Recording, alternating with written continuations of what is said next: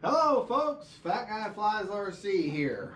Well, first of all, I need to tell you viewers that watched the unboxing of the Dynam Albatros d.va here. I told you I would do a build video, and I have to apologize. I did not do a build video, obviously, because you see it here in front of you. As soon as I was done the unboxing video, I took the parts, separated, really looked at the instructions, and I looked at the amount of screws and how things look like they're going to go together, and I realized that a build video would not be quick. It would be multiple hours in as far as the video goes, and I'd have to break it up into multiple sections, and it just would be boring and monotonous for the viewer. On top of that, and that's if everything goes right, the build took me over 3 hours, almost 4, without me even having to worry about a camera or narrator or anything, just concentrating on building, and it was almost a 4-hour build because I had so many problems. I ran into, I couldn't tell you how many hiccups in putting this plane together. As with most with all Dynams, they just give you a very generic black and white little pictures, tiny little pictures of how to put the thing together. And it's just very general wording, nothing specific. They will tell you exactly what screws you use and things like that, but it's the instructions are almost useless. I mean, let's just face it, they're almost useless. And to build Dynam planes, you have to expect Dynam hiccups.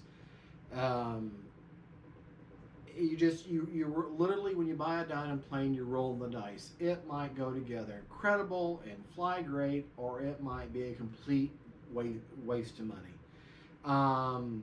The jury, of course, I haven't flown this plane yet. I have no idea how she's going to fly. To me, my instincts tell me she's going to fly well, but she's going to be a little squirrely because she is a trail dragger. But anyways, but as far as Dynams go, now like my BF 109 and my Focke-Wulf 190, man, those planes went together like an E-flite or an FMS plane. They just went right together, instructions just right along with them. No problems at all, and both those planes fly amazing.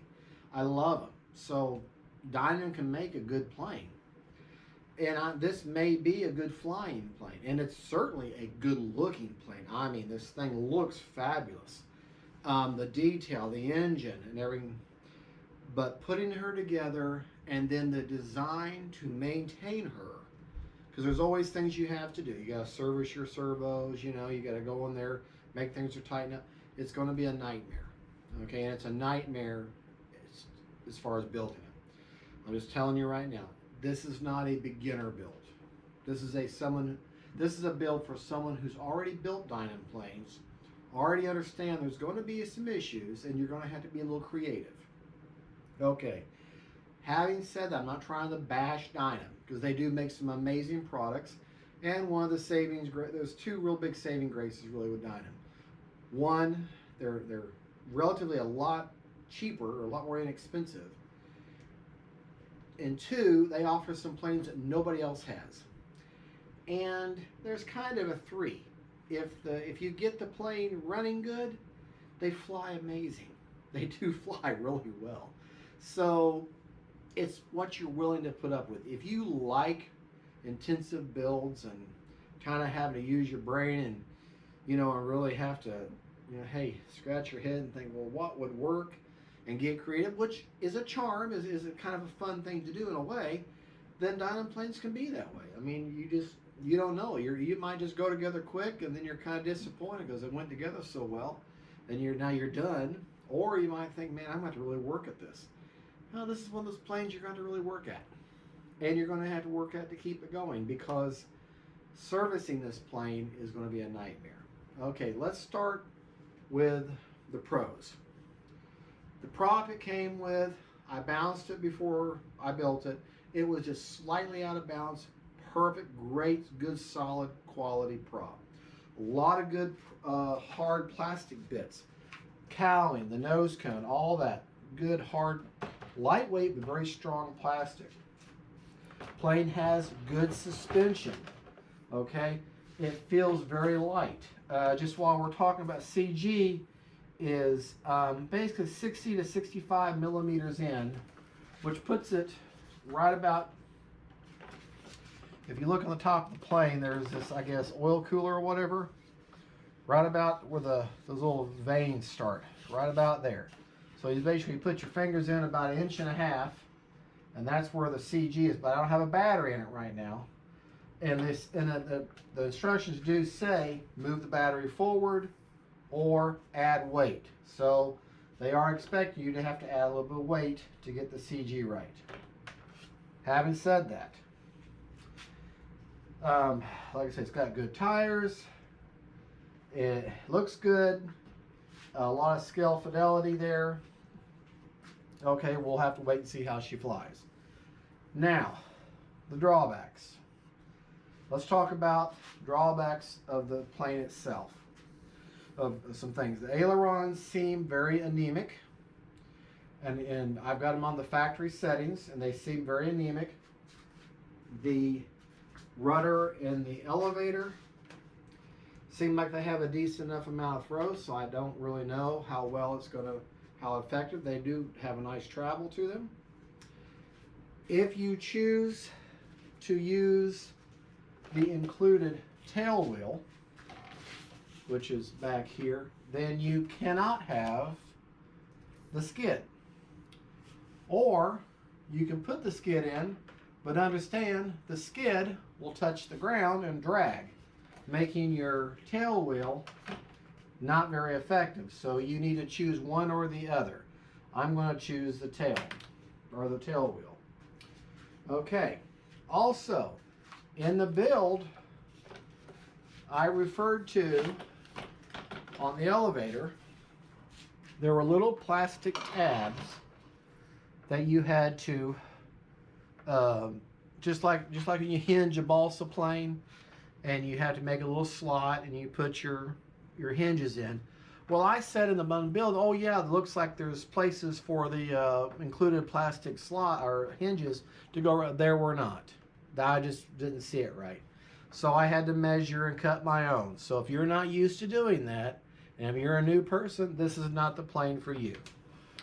The glue that's included does not do real well adhering to those little plastic, so I had to use some of my own stuff.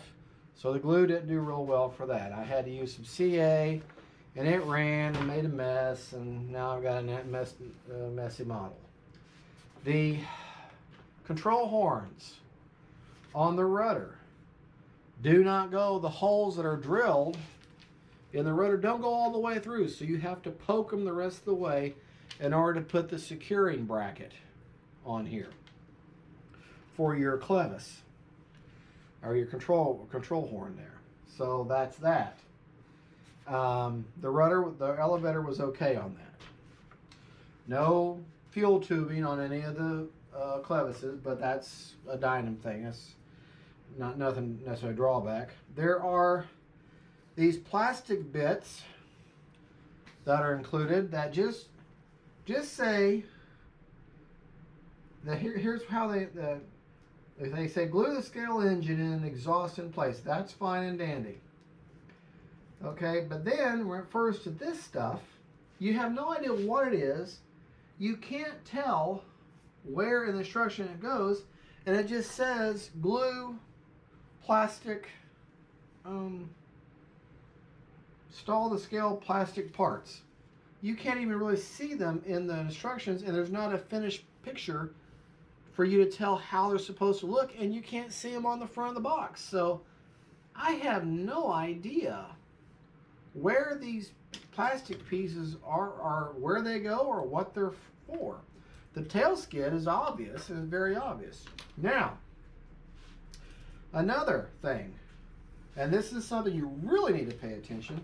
This is one of the major flaws, is the suspension. When you put this together and you got the little bitty black and white picture, okay, you have a axle that goes through here. is secured by these little, I forget what you call it. They have a little grub screw and they tighten down on the axle, they tighten down on the metal. Goes through there and you put the wheel on like most wheels are simple, no big deal. Well, in order to keep your wheel from rubbing up against this structure here, they give you these little, I don't know, push-offs, and they go on either side. Well, the only problem with that is the screws will hold them on, but then that axle that goes through there is not long enough to reach out on either end of the wheel. There's just a little bitty touch that comes out, and not enough for you to grab a hold with the supplied wheel collars, so your wheels will come off. So you can't use these.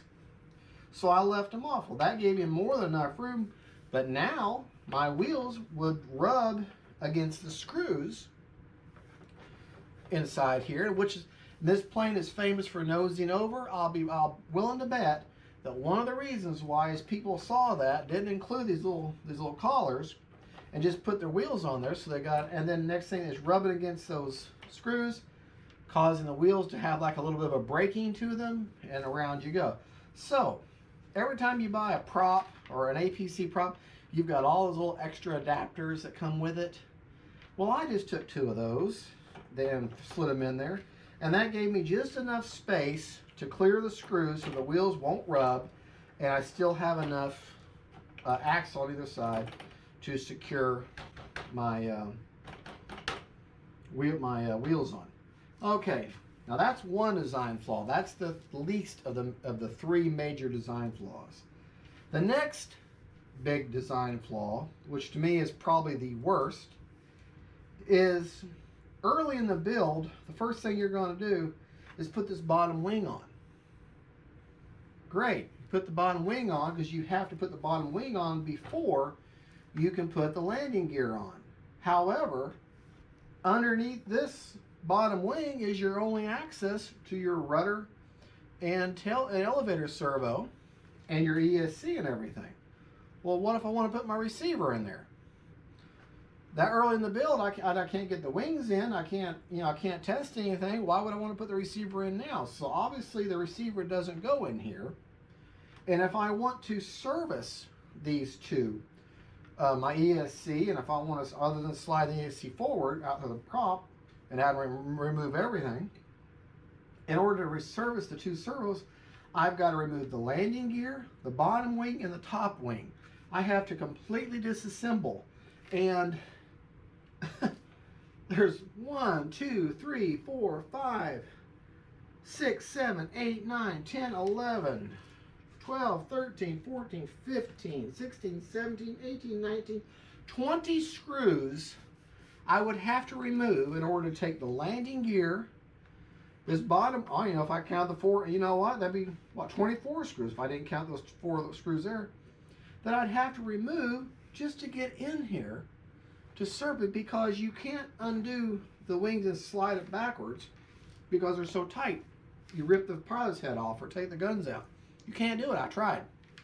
Okay? So, understand, if you got to service those servos and change them out, got some work ahead of you. You got to completely basically disassemble the plane. Okay, that's one big design flaw. Now, the next big design flaw, I don't have a problem feeding up a battery from the bottom. I understand sometimes that's just the way it is. Okay? But remember what we said about CG, right? You got to slide the battery around in order to get your CG right. All right. If you look inside this bay, battery bay, there's not a whole lot of room. The average 2200 force cell is going to end, let me see if I got a flashlight here, is going to end, if you see that white plate, the average 2200 is going to end right there. That leaves you maybe 1 inch and only one direction to put a receiver. I don't like having my battery right on top of my receiver. If I can get my receiver a little further away, then I can. and it gives you very little space for a receiver anywhere else inside there. And I put a regular 2200 in there. She's still going to be a little tail heavy, so I'm going to try a heavier, like a 3200 force cell sideways, which there is room for that, and that should help me get my CG right. So I just took an aftermarket, just a regular plain Jane receiver. It doesn't have to be mounted, doesn't have a gyro, and just hooked it up and threw it in there. I can kind of tell that my antennas are at 90 degrees from each other, but I just had to put it in so I just flop around in there because I don't have any room to mount it. So if you're wanting a nice clean mount for your receiver, you're not going to have one, or you're going to have it right up on top of your battery. Okay, and I don't know. Maybe I'm just being stupid, but I don't like having my battery right up, my receiver right up on my battery. Something about having all that metal and everything around my receiver, I'm just afraid of messing up my signal. Maybe it's just me. Maybe I'm wrong. But the other thing, now this is minor, but it is another irritation. The motor and the two guns, they have a little, both guns have a little plastic bit that goes out the side. Well, if the two guns are identical and they both have them go out the same side, that means I've got either I've got two right guns or I've got two left guns. And for that reason, because they're exactly the same, one would fit right, the other one wouldn't fit in. So the only way to get them in where they fit nice and square is I had to kind of angle them outwards. And there's only a little bit where they actually touch the foam. So you got this great big piece of plastic extending out with a little bit touching the foam. So I had to hot glue them suckers in order to get them, and then to get them to stay secure. The motor, you've got this big line. This is a hefty piece of plastic. The only part that actually touches is a little strip along the very bottom that's maybe a quarter of an inch wide. And that's what extends along the bottom. That's the only part that touches. So you got this, it's going to rock back and forth. So I had to dig in there, hot glue that sucker down, and poured some hot glue in here on both sides to give it some legs so that it won't move around. Now, it ain't going nowhere. Okay? That's that. The pilot. I had to hot glue his butt in there. This is probably one of the best looking RC pilots I've seen in a long time. He's just a hard plastic resin pilot. Okay? But he's a hard resin plastic pilot. Trying to glue him to fairly soft foam. The way the curvature of his butt and his legs are, he really doesn't touch that much in there. And the little seat he's in, he needs to be fat like me. He touched the sides. So he has very little contact. So I had to put a big glob of hot glue, or I could use epoxy, in order to get him in there. Now he's in there. I had to use a lot of hot glue to get him where I know he's not going to come out. There again, it's a Dynam. You pay a couple $100 or more for an E-flight plane, or more, $300-400 on some of them. This plane here is $200. Shouldn't be $200. This should be your 159 or your 149 area. Dynam plane. Doesn't have lights, doesn't have retracts. It's just a simple 4-channel plane. It looks good. What you're paying for is the look of the model and hopefully good flying performance. The weather here in Florida has not been nice to me. A lot of the videos I'm putting up or stuff that I've already had in storage in my computer that I haven't posted yet, or stuff that I've gone back to revisit, to add to, and tell you more about it, and I've reintroduced it. But last night's unboxing video was my first new video in quite a while, other than my high wind planes videos I did the other day, and there was only 2 of those because the weather has just been horrible. I haven't really flown, other than those 2 high wind videos, in about 3 weeks to a month, because the the weather has not permitted. Either it's been pouring down rain, or it's been so windy that I just couldn't fly, or I had to work. You know, I have to work for a living. So gotta pay for these planes. But to tell you I did not enjoy building this video, or building this video. If to tell you I did not enjoy building this plane, I'd be lying. I did enjoy building it. There were some things I enjoyed doing. It was a challenge. It did take up a lot of time, and when I got all done, I said there was no way I could have done a build video. There's just too many things.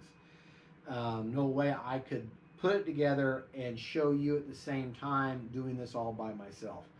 And that's what I have to do. I have to do my videos by myself. So I don't have anybody to film for me. So that's just the way it is. But there you go. I think the plane's going to fly right. It fly well. It's not going to be a rocket ship. I've watched all the videos on this thing, how it flies, and it's not a fast plane. It's a tail dragger, so I expect it to be a little squirrely on takeoff. You're probably going to have to give it some gas to get up off the, off the tarmac. Do I expect some strange issues with it? Yeah, I do. Anytime I fly a Dynam plane, I just get her up in the air and see what she does. But that's not. But then there's times when I get a Dynam plane and they're awesome, absolutely awesome. You just roll the dice, you really do. And I hate to say that about them, but there is a certain amount of charm to having to fix and build and be creative. It's kind of part of the modeling part. You should get, for what you pay, you should get better quality than you get, but I do enjoy them. I have to say, I can't take that away from the Dynams. I do enjoy putting them together, and I do enjoy the way they fly once you get them flying good. And they are extremely durable. I've seen Dynam planes hit the ground so hard that an E-flite plane or FMS place would be confetti, and the Dynam plane just bounced. So, you have to weigh your pros and cons here. So, folks, thank you so much for watching. I'm sure I left some stuff out, but at the end of the day, it's a good looking plane. I hope it flies as well as it looks.